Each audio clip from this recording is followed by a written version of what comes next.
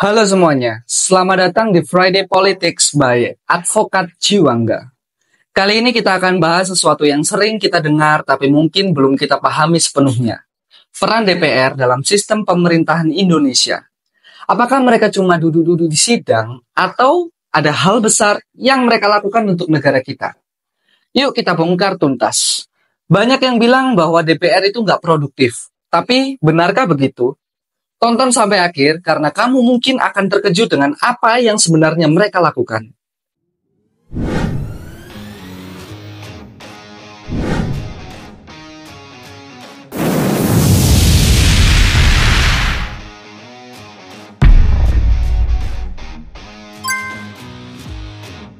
DPR atau Dewan Perwakilan Rakyat adalah salah satu lembaga tinggi negara di Indonesia. Mereka adalah bagian dari kekuasaan legislatif yang berfungsi membuat undang-undang.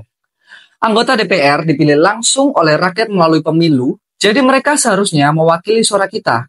Jumlah anggota DPR saat ini ada 575 orang yang berasal dari berbagai partai politik.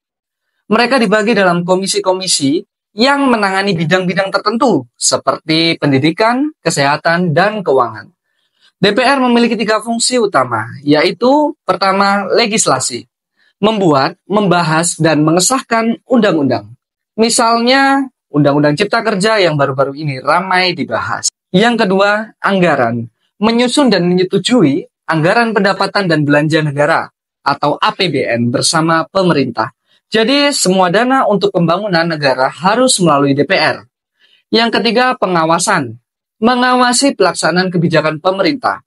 Kalau ada kebijakan yang tidak sesuai, DPR bisa memanggil menteri atau pejabat terkait untuk meminta penjelasan. Nah, salah satu contoh pengawasan adalah saat DPR mengawasi penanganan COVID-19. Mereka memanggil Menteri Kesehatan untuk mempertanyakan penggunaan anggaran. Tapi tentu saja, DPR juga tidak lepas dari kritik. Banyak yang menilai produktivitas mereka sangat rendah karena beberapa rancangan undang-undang sering molor atau tidak selesai. Belum lagi isu korupsi yang kadang mencoreng nama institusi ini. Namun, kita perlu melihat sisi positifnya. Misalnya, beberapa undang-undang penting seperti Undang-Undang Perlindungan Konsumen berhasil disahkan oleh DPR. Jadi, itulah gambaran besar tentang peran DPR dalam sistem pemerintahan kita. Mereka punya peran besar dalam menentukan kebijakan negara. Tapi sebagai rakyat, kita juga harus kritis dan mengawasi kinerja mereka.